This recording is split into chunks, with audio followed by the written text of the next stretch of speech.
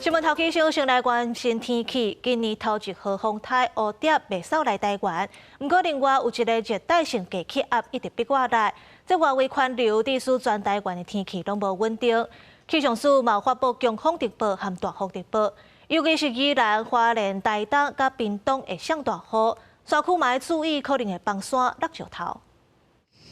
花莲地区早起一直落大雨，公路局施工人员伫苏花公路较会崩塌的路段，先为路障预警，尤其撞到上北的路段，较早较会有灾害地点，太平车拢已经伫咧警戒，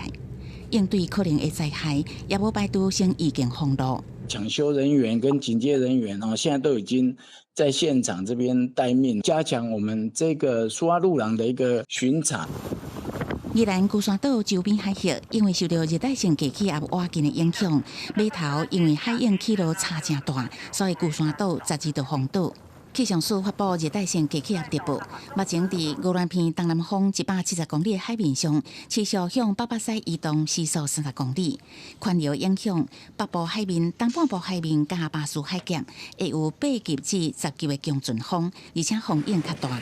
但是降雨的日区伫东半部。 南部地区是半暝开始，嘛要注意雨会较大。今天晚上8点的时候会来到台湾东方近海，这段时间在整个东半部地区下雨情况是比较明显，所以南部地区的下雨也还是要注意西南风带来的下雨的情况，还会持续到周6的清晨这段时间。拜六开始，对着热带性低气压离开，北部甲东半部天气会渐渐回稳，不过也是有午后雷阵雨。只不过西南风的影响，正方面中南部较会落雨。 气象署提醒，拄到地动了后，土石有较松软，所以要特别注意连续落雨所造成的灾情。公视新闻采访报道。